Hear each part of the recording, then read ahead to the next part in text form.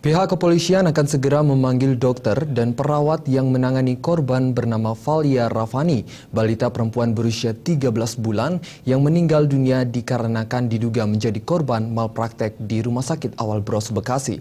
Diduga balita tersebut meninggal dunia setelah diberi obat antibiotik.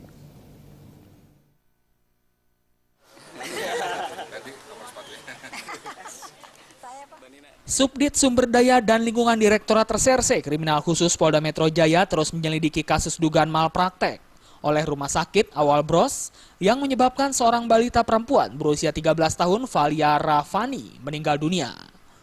Untuk pelapor kasus yang tak lain adalah keluarga korban sudah dimintai keterangan oleh tim penyidik sebagai saksi pelaporan.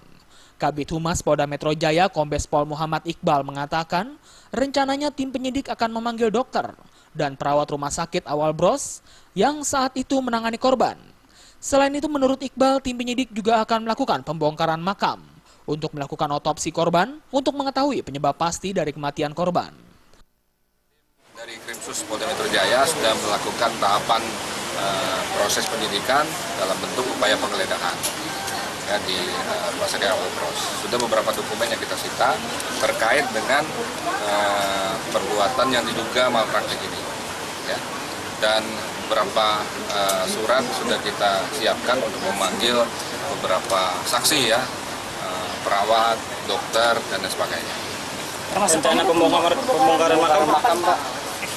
Secepatnya, nanti Pak Direktur akan menyampaikan.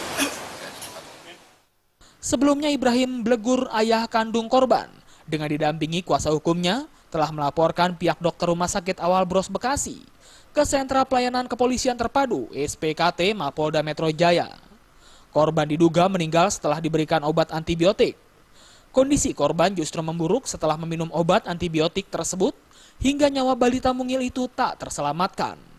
Pihak keluarga korban mengatakan pihak rumah sakit pernah menawarkan uang sebesar 150 juta rupiah sebagai pengganti dan meminta keluarga untuk mencabut laporan kepolisian. Namun keluarga korban menolak dan tetap melanjutkan kasus ini kerana hukum.